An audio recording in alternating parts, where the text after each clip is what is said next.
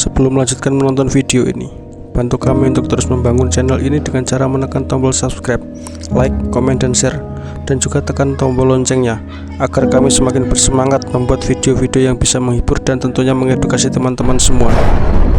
Gunakan headset untuk mendapatkan kualitas suara yang bagus. Selamat menonton. Assalamualaikum warahmatullahi wabarakatuh. Oke, selamat malam kawan-kawan semuanya. Malam hari ini saya tidak ngalas ya, nggak berburu benda goib. Hari ini edisi spesial. Saya akan bertanya jawab dengan sedulur saya. Ada Kang Ai di sini. Assalamualaikum Kang, bagaimana kabarnya?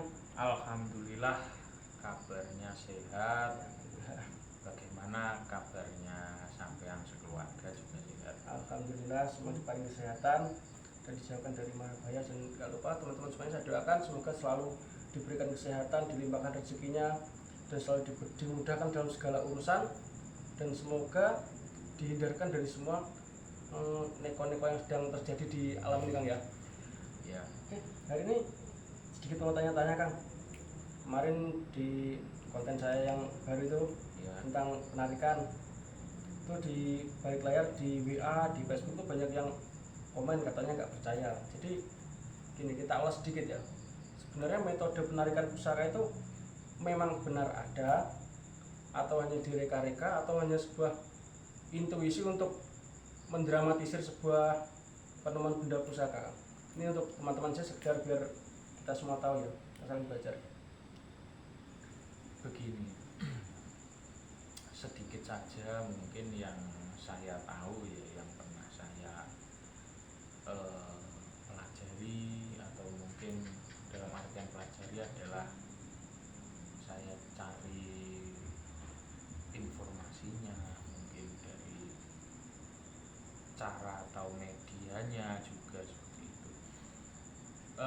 Banyak yang memang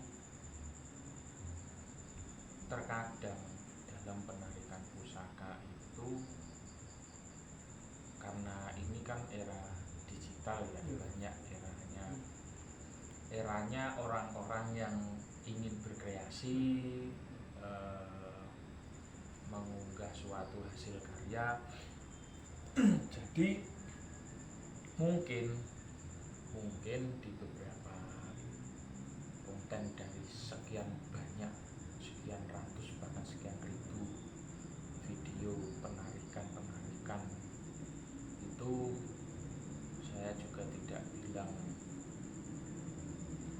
semuanya, akan tetapi mungkin ada yang itu memang direkayasa sebagai entertainment, Sengaja di setting gitu ya. Iya. Tapi kan itu sah-sah saja, Iya. kalau kita kan tujuannya untuk hiburan. Namanya kan konten kreator kan berkreasi kan. Iya. Akan tetapi metode atau cara penarikan suatu benda pusaka itu sendiri memang kalau untuk realnya itu bisa dilakukan, bukan hanya kita yang manusia zaman sekarang ya. Toh ilmu seperti itu kan juga sudah diturunkan dari mbah-mbah kita dahulu juga. Bahkan banyak orang, banyak pakar spiritual, pakar supranatural yang mereka memang sangat-sangat getol untuk lelakunya, pasti kan juga memiliki, kalau bahasa Jawanya kan linuweh, yang ilmu yang lebih, Termasuk apa ya, karomah kalau biasanya orang-orang sekarang mungkin ya. Jadi kalau untuk menarik benda pusaka itu juga tidak mustahil untuk dilakukan, dengan catatan mereka yang melakukan memang benar-benar sudah membidangi di bidang tersebut. Mereka yang memiliki bekal, yang dari dulu belajarnya juga sudah sangat lama, atau yang bisa dikatakan itu memiliki daya supranatural yang tinggi, itu kan tidak menutup kemungkinan atau bahkan tidak mustahil apabila beliau-beliau mungkin banyak yang berkomentar tentang ini settingan, ini mah cuma buat konten aja kan gitu. Karena di era sekarang kan semuanya serba Entertain, digital, kan? serba entertain Iya. kan seperti itu ya kawan-kawan ya. Tapi yang saya sayangkan tuh gini Kang, untuk masalah konten settingan kayak, mohon maaf ya untuk teman-teman semuanya ya, ini nggak menyinggung konten teman-teman lainnya, kayak seperti Si A konten gitu horor aja. ya, misalnya si sebelah gitu aja ya, Iya. kayak misal konten horor atau mungkin konten penarikan yang mohon maaf yang memang sengaja disetting, itu sebenarnya kalau menurut saya itu kadang mematahkan pendapat orang tentang bagaimana penarikan pusaka itu ternyata hanya sebuah settingan, tidak real. Jadi zaman sekarang tuh banyak orang yang nggak percaya seperti itu. Kalau menurut saya itu sebenarnya sih gimana ya, seperti merusak citra sih sebenarnya. Tapi kan juga kita nggak bisa menyalahkan, juga namanya konten kreator kan, kita berkreasi menghibur, bagaimana kita senang, penonton juga bisa senang kan gitu. Tapi menurut saya dampak negatifnya seperti itu. Dan gimana kan? Ya kan gampang toh sebenarnya. Kita kan tujuannya menghibur. Bagi yang senang silahkan nonton, bagi yang nggak senang di skip aja. Nggak perlu kita harus berkomentar negatif. Toh seharusnya kita sesama putra bangsa itu kalau bisa kan saling mendukung. Jadi biar semakin banyak kreasi-kreasinya, asalkan dengan catatan itu tidak mengganggu atau keluar batas dari batas kewajaran sebuah kreator saja, sebuah kreasi saja. Jangan sampai itu menjadi bahan yang istilahnya bisa menjatuhkan ranah lain yang bukan ranahnya. Seperti itu. Jadi berkreasi itu bebas, asalkan tetap masih di jalur kebenaran dan masih di kreasinya masing-masing. Kalau bisa tuh nggak usah, kalau kamu buat misalkan buat produk A, nggak usah singgung produk B. Sama kayak iklan produk dulu kalau waktu pelajaran SMP kan ya, kita pelajari plastik. Jadi kan kalau kita mengiklankan sesuatu itu tunjukkan kebaikanmu, tutupi jelekmu, dan jangan menyinggung produk orang lain kan gitu. Tapi juga banyak sih kemarin yang orang-orang yang belum kenal tuh tiba-tiba WA. Biasanya jatuhnya sih gampang aja. Ya kalau jenengan suka ya jenengan tonton, nggak suka ya udah skip aja, nggak apa-apa. Kan tujuannya menghibur, kalau Anda merasa terhibur ya alhamdulillah, kalau nggak terhibur ya udah jangan nonton kan gitu. Kan lebih simpelnya gitu. Kalau untuk metode tarik pusaka sendiri kan, kalau kemarin di video saya kan saya kelihatan nggak pakai apa-apa, tapi sebenarnya kan saya bawa minyak, bawa dupa, walaupun itu saya taruh di belakang. Kan orang-orang nggak tahu, kadang ada bilang kok narik pusaka kok mudah banget kan gitu, tapi kan nggak tahu proses sebelumnya di awal tuh gimana gitu kan. Kalau untuk metode sendiri tuh yang umum biasanya apa kan? Kalau metode, kita bicara metode ya berarti ini yang real ya gitu. Iya. Banyak sekali metode yang bisa digunakan. Misalkan untuk yang umum biasanya karena kita itu berdiri, hidup, lahir, hidup dan mati nanti di tanah Jawa. Kita besar juga di tanah Jawa, kita kan pasti mengenal yang namanya kembang telon wangi, Iya. atau mungkin kembang tujuh rupa. Itu sebenarnya kan syarat filosofi kan sebenarnya ya. Iya. Tapi kalau orang-orang nggak tahu biasanya langsung menjudge ini musyrik, ini syirik kan. Di situ saya nggak sukanya. Ya nggak masalah orang mau bilang gitu pun nggak masalah tuh. Siapa sih yang bisa menilai Ya. niat manusia?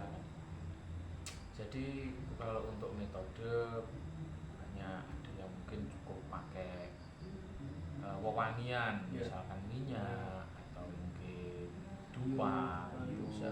atau mungkin kalau di Jawa Kemenyan, identik dengan misalnya. menyan. Ya. Nah, gitu. Bisa lagi mungkin dengan apa namanya, ada yang bahkan sampai mungkin loh ya, saya pernah menjumpai juga soalnya itu pakai, kalau di sini namanya ambek atau apa Semacam ya? kayak kayak sajen gitu kan ya. Ya kayak Ambeng. seperti itu mungkin ada yang pakai sajen juga lengkap kan, Iya. ada kelapa, pisang raja, kalau di sini namanya cok bakal itu Iya. ada, terus air tape, Oh, badek. itu sajen lengkap itu ada yang juga sekedar cuma misalkan kita kalau memang orang-orang yang linuih mungkin tidak harus bawa seperti itu, mereka kalau di sini bahasanya nayuh atau bernegosiasi. Iya. Ketika mereka bernegosiasi berhasil, tinggal mewujudkan sebenarnya juga bisa, juga ada yang seperti itu, ada lagi yang harus bawa kain putih, bawa apa misalkan ya seperti itu tadi.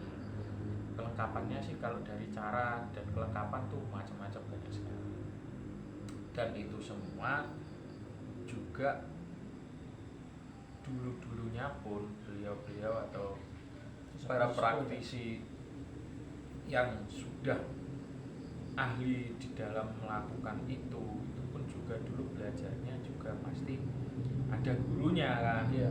ada pembimbingnya, ada yang menuntun, Iya, pasti kan. dan tirakatnya pun juga pasti panjang, dan yang belajarnya juga tidak sembarangan kan. Makanya bisa dikatakan orang-orang yang linue. Apakah di zaman sekarang mustahil untuk mempelajari seperti itu? Tidak. Asalkan ya kita mau belajar itu pasti juga bisa, dengan catatan gurunya juga harus jelas, yang tepat, yang jelas, jangan sampai sembarangan milik guru, karena sekarang itu mohon maaf sekali buat teman-teman, banyak orang yang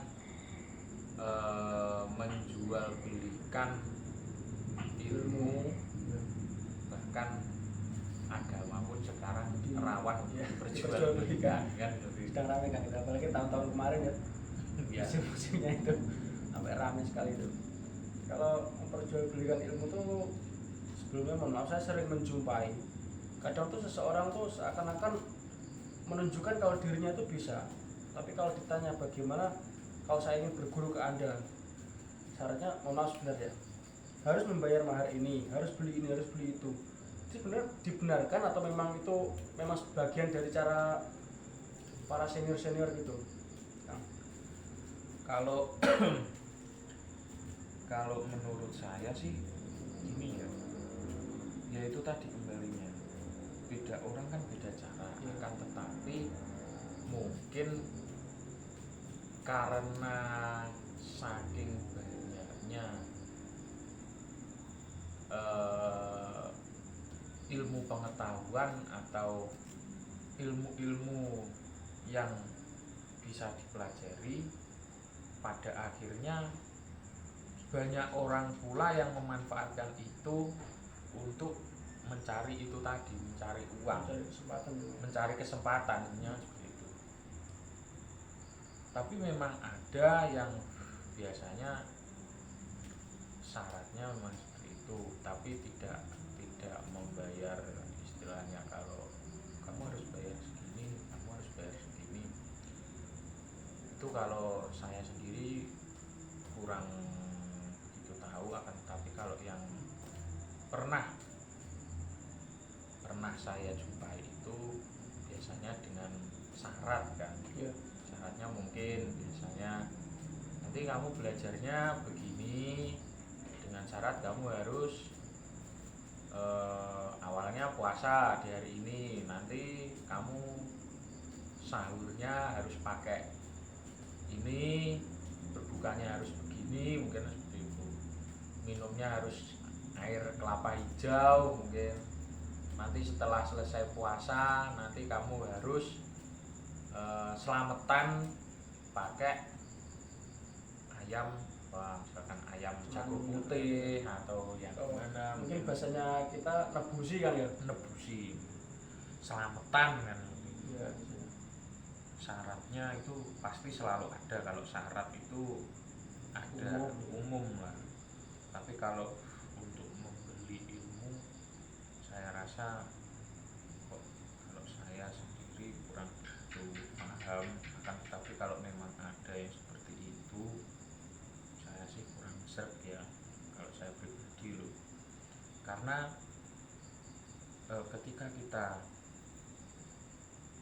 dicari orang atau mungkin kita mencari orang untuk belajar sesuatu, misalkan saya datang ke sampean untuk minta diajari cara memasak. Ketika nanti saya bisa memasak dan masakan saya laku, saya kan pasti berarti telah berhasil kan, sudah berhasil untuk menerapkan apa yang saya ajarkan. Nah, dari situ kan pasti saya sendiri juga punya kesadaran diri bahwa sampean dulu yang mengajarkan saya, misalnya balas imbal jasa gitu kan ya. jadi lebih ke keikhlasan saya untuk berterima kasih kan. Kalau biasanya kalau orang Jawa sak kali biasanya kan Iya. gitu. Memberi istilahnya untuk tanda ucapan terima kasih itu pasti kalau dari orang yang sudah mendapatkan ilmu itu pasti ada. Iya. Kalau orang Jawa biasanya kan diambil perasaannya kan biasanya ya. Ya seperti itulah kurang lebihnya. Jadi sebenarnya masalah keilmuan itu kan kalau orang Jawa bilang kan ilmu itu lokasi lawan bekas, tegas nyantosani. Maksudnya nyantosani itu kan ilmu itu berawal dari kita sendiri. Maksudnya nyantosani itu kan berbuat baik ya kan.